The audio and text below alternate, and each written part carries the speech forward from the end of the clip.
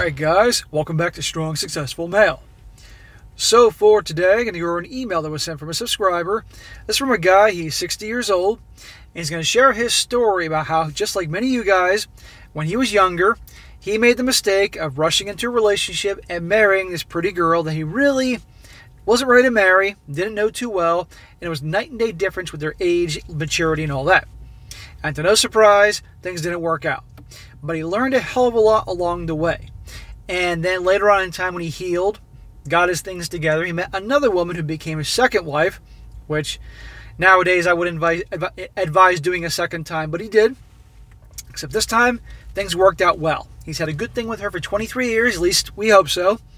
And he wanted to share how he learned his lesson the first time in terms of what not to do and all that. Things are night and day difference the second time around. He's been happy. So for the relationship guys out there, for once, you're going to have a story that's going to end on a high note, that if you handle things right, make sure there's no BS in the relationship and all that type of thing, you have a chance, maybe, just maybe, you can have an alright thing going. Because there are relationship guys out there, so I do want to help them out. But I will point out in the end some obvious things to him. He points out things that he learned, and I'll point out some things and give some warnings just to make sure the situation stays pretty good for him. So I think you guys will definitely enjoy this one. This is a success story, if you will, but believe me, he has to go through a lot of bullshit to get things right the second time. So it's a little longer, guys, but it's a good one. Feel good story here. Starts off, he says, SSM. I found your channel a few weeks ago while wasting time on YouTube, and I've mostly watched it for the entertaining train wreck stories. But I have a story for you they might be interested in. It's not a train wreck like some of your stories, but has some definite learning opportunities. There are learning opportunities in even the worst train wreck stories, guys, but the train wreck stories always get the most views. About me, I'm 60 years old, and I have been happily married for 23 years now. I'm what you call a relationship guy. I'm happier in a good relationship than being on my own, but I can manage on my own just fine. I share my thoughts on what helps for a successful relationship later, but this story is about my starter marriage, which didn't fare as well. Well, you got that right, sir. Although I'm more mature and wiser now, I wasn't always that way. I was the proverbial nice guy, nice to others and always trying to please them. It didn't help that I was shy, nerdy, and an introvert. I was a follower, not a leader. In short, I was the complete opposite of a Chad. Luckily, I'm tall, lean, and decent looking, so gals didn't shun me. So while I was friends with many girls, asking them out for a date scared the crap out of me. Also, I was the youngest one in my class, so my maturity level was lagging. An example of how naive I was, as I was making out with my first girlfriend in college, she told me she was a nymph. I asked her what did that mean. She just rolled her eyes and told me to look it up. I did, and for someone like me, that was a dream come true. That was until she left me for another special friend. Translation, that she was like, oh my god, this guy's clueless, this guy doesn't get it, and then she left you. Well, you could have had your fun with her if you handled that situation a little bit better, but also you probably saved yourself catching a freaking STD. Anyway, this story is about what happened after college. I got a job as an engineering supporting computer systems. While I made a lot of friends at work, I was also involved with a church singles group that my roommate led. I wasn't interested in most of the girls in the group, but there was this one tall, attractive blonde that caught my eye. Unfortunately, she was still in high school at the time. Dude, don't go there. Okay? If she's a legal adult and 18 and out of high school, I still wouldn't go there, to be perfectly honest, but, well, then again, you were 24, 25. But at least wait until she's out of high school, for God's sake. After talking about girls one day, my roommate suggested I ask the blonde out. I told him he was crazy since she was 6 years younger than me and still in high school. Good. Don't need to go to freaking jail over this. Sure, I was attracted to her, but that felt like robbing the cradle. Anyway, over time, the blonde and I got to know each other and found we had a lot in common. I eventually felt comfortable enough to ask her out, even with the age difference. She was now out of high school, by the way. After dating for over a year, we got to be pretty serious. Then a big decision came up, and he says no, it was not about marriage. A friend from college was starting a business and needed a design engineer. He pitched the job to me. I was in my mid-20s at the time, and though And though that, even if the startup didn't succeed, it would be a good experience, and I was young enough to start over. When you're young, you have the ability to take major risks like that, and they can pay off handsomely. And if they don't work out, you have the opportunity to start over. You weren't married, you didn't have any kids, so it takes balls to try something out like that. If it did succeed, then I might be set up for life. Although I thought it would be a good growth opportunity for me, which it was. The work experience and confidence I gained there helped me a lot later in life. The biggest problem with that job was it was across the country. I knew that a long-distance relationship probably wouldn't work out, and I wasn't ready to walk away from my girlfriend. So I told the friend that I would only take the job if my girlfriend could work there too. He agreed. Smack. You do not want to work with your girl. That's a bad idea. Sure, some people have worked with their girls and it's worked out okay, or their wives or whatever, but generally speaking, not a good idea. You need your space. So we moved across the country and basically went from living with her parents to living with me. He says, I know, smack. Yeah, pretty much. Things quickly went bad. Imagine that. Their supplier stopped sending product, so the future of the company rested on whether I could come up with our own design. So I was working 18-hour days continuously until I came up with a working product. Meanwhile, my girlfriend was basically on her own in an area she didn't know with no friends around. She wasn't a party girl or even particularly social, so she mostly worked or stayed in the apartment. After a few months there, she went home to her parents for her birthday and almost didn't come back. It probably would have been good that she didn't. She was too young. You weren't together long enough. I mean, a year, dude. I mean, how old was she at the time? Like, at best 20 years old, maybe 21 if you're lucky. Too young. But I know you know that now, but if you can go back in time, if you come across a time machine, go back in time and tell yourself that. But then again, she was a hot blonde, so probably that was more on your mind at that age than common sense. When she did come back, the next issue was when my friend called her into his office to ask how her job hunt was going. She was confused, so I was called in. I only found out that my friend's job offer for her was apparently to give her a job until she could find something else. This was not made clear when he gave me the job offer. So we were shocked and pissed. However, I was a non-confrontational guy back then, so I didn't push back. Not good. You got to stand up for yourself. And if this is a serious girl, this was part of the deal. You got to stand up for yourself, okay? I know you know that now, but guys, you got to be confrontational when necessary and stand your ground. Otherwise, people will jerk you around. Okay, you had a rhyme. He says, not surprisingly, my girlfriend wasn't too happy with me at the time. Anyway, she found another job and things seemed to settle down. She wasn't happy because you didn't act like a man. You didn't stand up for her. That's why I don't blame her for being pissed. After a couple of years there, we were getting along great. It felt like it was us against the world. So we decided to get married. Smack. Too soon. Too young. Not a good idea. However, in the back of my mind, I wondered if her lack of life experience was going to bite me in the ass. Hint, it did. Exactly.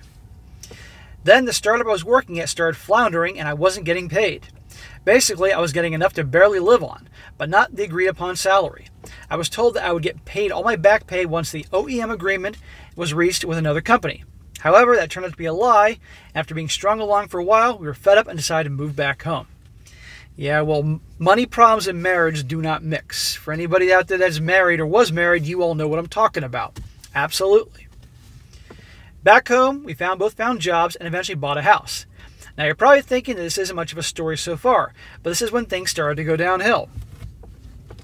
The first crack in the relationship occurred about 2 years into the marriage when she proclaimed at dinner one night that she didn't think she wanted to be married. Oh, okay. Well, that was your way out. I was shocked because there had been no signs of any unhappiness prior to this. No signs that you noticed, brother, but they were there. I guarantee you they were there. Luckily, I was meeting a friend of mine the next day so I could talk it out with someone else. This made me feel better because my marriage was actually going pretty good compared to his. That night, my wife apologized and told me to ignore what she had said previously. But I couldn't forget it because there were obviously some feelings behind that comment. You bet your butt there were feelings behind that comment. She didn't just light switch and change her mind. Trust me. But you probably realized her meal ticket could be over if she didn't fix the situation. Things seemed normal for a while, but then she started to back out of social events with my friends. So I ended up going alone. When I asked her why, she said they all had college degrees, and she was feeling inferior for not having one. I told her that none of them cared, but that didn't matter to her. Something's up. Red flags. Near the end of our marriage, one of my friends had a major birthday party. My wife begged off because of her headache, so I went alone. However, she wasn't home when I got home. She had gone out with her 2 girlfriends. They weren't party girls, so I wasn't worried about any hookups, but it was the lying that bothered me. Well, they're not party girls until they are party girls. And yes, she's lying to you. Something's up. This is a problem. You can't have a relationship when there's no trust. As the marriage went on, my wife decided to go back to school. She was way too smart to stay as an administrative assistant, so she started classes at a local community college to get a better career. That in itself wasn't a problem. The problem was who she was meeting in her classes. Who could that be? Now, my wife didn't have a lot of friends, so I thought it was great that she was meeting new people, except that one of them was this poet guy. I'm a pretty practical guy, and I really didn't have much use for poetry, but apparently my wife did. She kept talking about this guy and would stay after class to talk to him, so I suggested she invite him over for dinner so I could meet him. She didn't think that was a good idea. Alarm bells started ringing in my head. You're damn right. I guess you were doing a keep your friends close but your enemies closer type of tactic there. But let me just stop here and say, she should be hanging out with another dude. And if she's talking about some other dude constantly, guess what? She's communicating, this is your replacement if you don't stop doing whatever it is you're doing that's not making me happy. That's what they do. I'm sure some of you guys have experienced this. She shouldn't be talking about him, hanging out with him, any of that stuff. And it probably chapped your ass to this poet guy. Well, guys, watch what happens with poet guy. Then there was the night she came home from class way late. Her classes were at night, and normally she'd be home by 10 p.m. However, one night it was going after 11 p.m., and she still wasn't home. This was way before cell phones, so there was no way to call her. I was starting to get worried, so I called the highway patrol to see if there had been any accidents on the freeway that she would take. Nope. So I called the campus police to see if there had been if they could check for her car. Nope, not there. Finally, she came home after midnight and asked why I was still up. I asked her where she had been, and she said she'd been talking with her friend. Talking, huh? She was embarrassed when I told her all the calls I made. Since it was late, we let it go and went to bed. Smack. No, you should not let that go. She's disappeared on you, and you're worried sick about where she is. Is she dead in the gutter? Car accident, whatever? No, you're going to talk about that and make it clear. She's not going to pull that bullshit again. That's it. You're not hanging out with this guy. And if you want to hang out with him, fine. You can choose to hang out with him, but I can choose to divorce you. You're not going to be hanging out with guys or anything like that, and that is complete disrespect. If you don't check women on their bullshit, they're going to pull more bullshit. We commuted together, so the next day on the way to work, I asked her if she was having an affair. She was pretty upset that I asked, and I was pretty upset that I had to ask. Anyway, we decided to take half the days off to talk about it. During our talk, she admitted to having an emotional affair with him, but not a physical one. Yeah, sure, we all believe that one. She then said she felt that in our marriage, I was acting more like a father than a husband. She obviously wasn't happy and suggested that maybe it was time to call it quits. By this point, I had been increasingly unhappy with the marriage, so I decided that if she wanted out, I wouldn't stop her. Good. Perfect opportunity. There's just too much lies and deception and bullshit going on. Time to cut ties. He says, could I have been a better husband? Sure, but even her parents were upset for her leaving a great guy. I'm sure they were. And especially with the guy that she obviously was going to replace you with, Mr. Poet Guy. He says, so we separated and had a generally amicable divorce. Luckily, there were no kids to deal with. Since she felt guilty for leaving me, she left my 401k alone. Left me the house, and there was no alimony. But she wanted what she put into the house, even though we had no equity. Dude, this is a pretty good deal. I would take it. I'm actually shocked that she was that reasonable. It took most of the cash we had, about $25K, but that was worth it to me to make the clean break.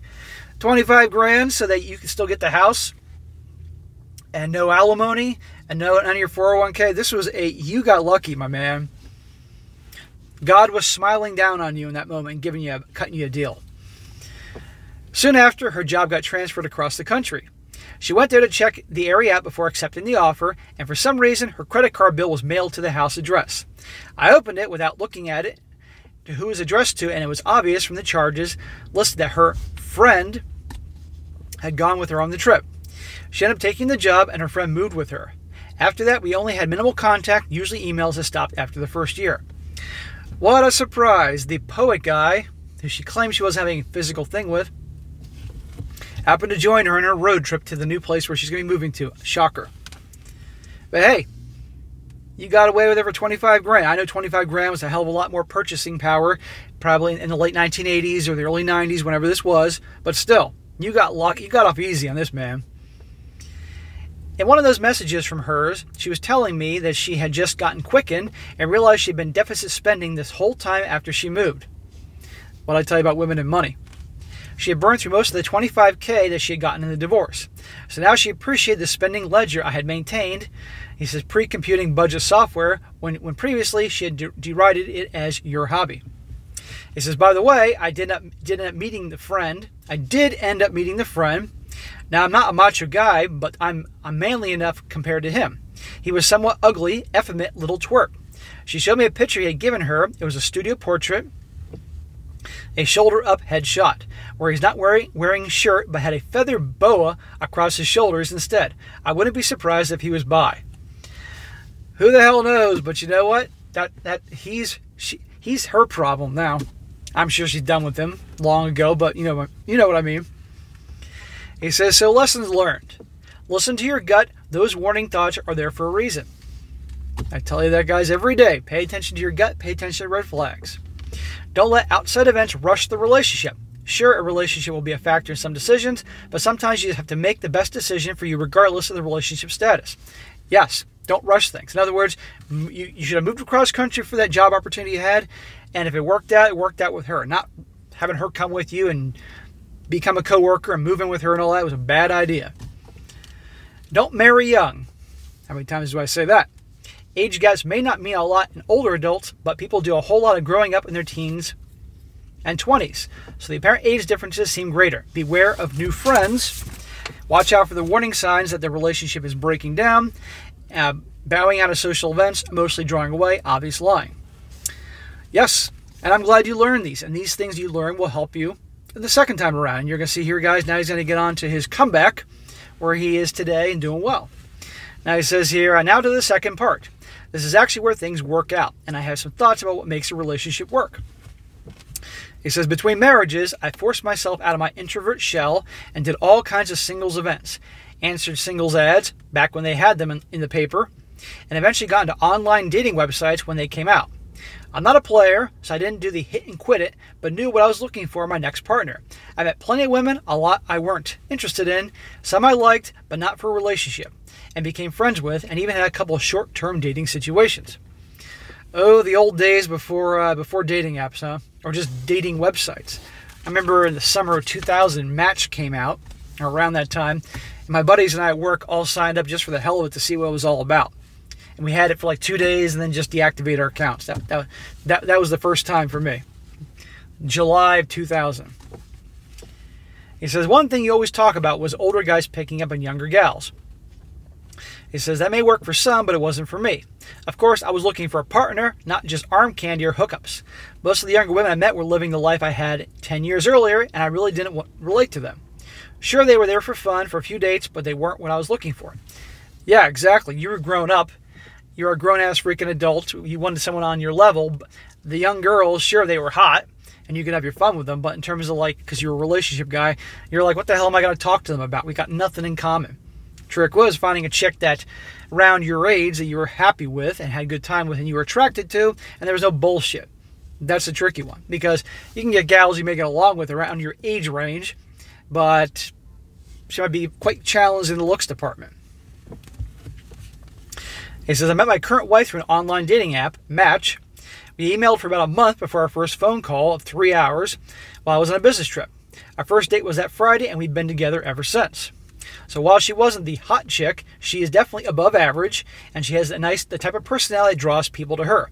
I'm sure you all met a hot chick who turned out to be a total bitch, or conversely, the attractive woman whose personality turned her into beauty. My wife is the latter. Awesome. I've said this before. I would, given the choice between having a 9 or a 10 in the looks department, 9 or a 10 face, body, and all that, but had a rotten personality, was just a jackass, or a chick that was, say, a 7, but unbelievably cool, I mean, sincerely cool and loyal, and had your support, was freaky in the bedroom, and had your back. I mean, all the positive things I talk about, and she was a 7, I'd take that 7 any fucking day than a 9 or a 10. 9 and 10s, in my opinion, are hookup material, nothing more, because drama central. You don't need it. And you think the average gals have egos nowadays. The 9s and 10s, their egos are in the freaking stratosphere. He says, our viewpoints, politics, religion, etc. are along the same lines, and we both grew up middle class. So even though she's about a year older, we both graduated the same in high school. He said, remember when I said I was the youngest in the class? Well, she was the oldest in hers. While she's a strong gal, she doesn't mean she's overbearing. It just means that she doesn't put up with other people's BS. Even though she's had a high-pressure corporate job, she actually is more of a traditional housewife who supports the husband. Of course, the support is mutual. Because she makes me happy, I want to make her happy. Okay, that's cool. She's good to you. She does all these positive qualities I talk about that a gal should do for their guy. Then give it right back to her. No problem there. Cool, I'm happy for you. And notice he said that she has the high-powered, high-pressured corporate job, so obviously she has to, bust some balls at the office. But when she's home, she switches. Traditional housewife. That's the idea. If they got to kick some ass in the corporate world, fine, whatever. But if we're going to be together, when you're home, you're going to be a girl. You're going to be a soft, feminine girl. Otherwise, it ain't going to work. It says, our strength and weaknesses seem to mesh pretty well. While I can cook, I don't really enjoy it. But she is a great cook and it enjoys it. Score. Yes, she should be a good cook and clean and do all that. She is the social coordinator and I get to be social with little effort. I'm the house and the auto maintainer and love doing house projects. And those honey-dos aren't an issue. She hates anything financial, but that is my strength. We retired early on what she jokingly called the frugal man retirement plan. That's because by and large men are better with money than women. All major and most minor decisions are joint decisions, but we also share similar thoughts and tastes, so there are a few disagreements. Even on decorating decisions, like during a kitchen makeover, we end up picking the same things. Well, I'd say pretty much, hey, do what you want with the kitchen, but the man cave in my office, I'm going to do what I want in there. You're on the same wavelength with someone when you're on a road trip and no one has said anything for a while, but you'll see something and have the same comment about it. He says, my wife jokes that we are a perfect couple. I don't know about that, but our relationship has been very smooth, and none of the bickering or bad-mouthing that we've seen from other couples. I can only imagine all the bickering and bad-mouthing and bullshit you've seen with other couples over the years. So while the perfect woman is rare, good catches are out there. Now, admittedly, I caught mine over 25 years ago, so I imagine they are even more rare these days. Sir, you have no idea. I'm happy you found her, and I'm happy you got a good thing going. So you think I'm going to be devil's advocate and benefit the doubt that everything's really cool? There aren't horrible things going on like I talk about in the stories here. Just keep doing what you've been doing. End of story. Be a leader. Take charge. If she's ever being difficult and disrespectful, you check her. As I always say, I don't care what the situation is. And all women are going to get a little bitchy on occasion. You don't take it. You don't need to be an asshole about it, but you call her on it. Amongst many other things I talk about. Just do the things I talk about in this channel. You'll be fine. You'll continue being fine. It says, my advice for the relationship guys is understand yourself and what you're looking for in a partner. Example, one woman I met who ended up being friends with was telling me how her dog chewed up her $400 shoes. My first thought was, if she uses $400 shoes as dog toys, I can't afford her as a girlfriend. Yeah. In my experience, the best relationships are easy. If there's drama, tension, or any red flags, then the relationship needs some serious evaluation. Correct. You don't need drama and BS. All women like drama. I don't care what they say. But there's difference between them, they get to hear about it through the grapevine for their friends or watch it on some stupid ass reality show, as opposed to have to create it themselves to get excitement. Okay? You don't need that shit. The relationship should be partnered where both of your strengths and weaknesses combine into something better.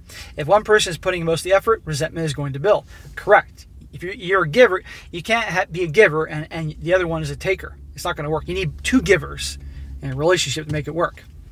And he says, while opposites may attract, I think it's common upbringing and similar viewpoints to help strengthen the relationship. Exactly. In my experience, and I'm not going to get too detailed into this, even though I'm sure you guys are dying to know more about my past, let's just say that if you have similar viewpoints and similar interests, but you're different people, that's where the opposite attracting can definitely work, okay? But if you have nothing in common in terms of like you don't like doing any of the same things together, you're total opposite viewpoints and everything like that, that's going to be a problem, okay? You need to be aligned, and you got to enjoy doing the same things with each other. If you're a fitness nut, it's not going to work if she's a couch potato. I'm telling you that right now. Or if you like traveling, you love traveling, seeing the world, and she doesn't, or if it's a gal and he doesn't, it's not going to work. But if you both love traveling, it's going to work. If you both love going to the movies, it's going to work. If you both love working out, it's going to work. See what I mean? And pretty good idea to be pretty eye-to-eye in politics too, I might add, and have similar attitude towards money. But if you're on the opposite ends of the spectrum, it ain't going to fucking work. So, but anyhow, guys, not my usual type of story here, but I like to throw one every once in a while for the relationship guys to show you a story that didn't work out, where he went wrong, but then he learned, and now he got round two, learned from his mistakes, and he's been doing well for 23 years. I'm really happy for him. I want you guys to be happy, whatever situation it may be, but you got to learn from the mistakes you make in the past and not do certain things that can really cause problems down the road. And good for this guy. So, sir, glad you're happy. Keep doing what you're doing. Watch my channel. Learn new things when you can. Don't make the mistakes these guys do, and you'll be good. And I'm glad you're having a good life. That's great for you. You will help some guys out there. So, all right, guys, that's it for today. Be sure to comment down below. Let me know what you think about this. Give this guy a shout out that he's doing well. And be sure to like the video, share with your friends, and subscribe. And I'll catch you next time.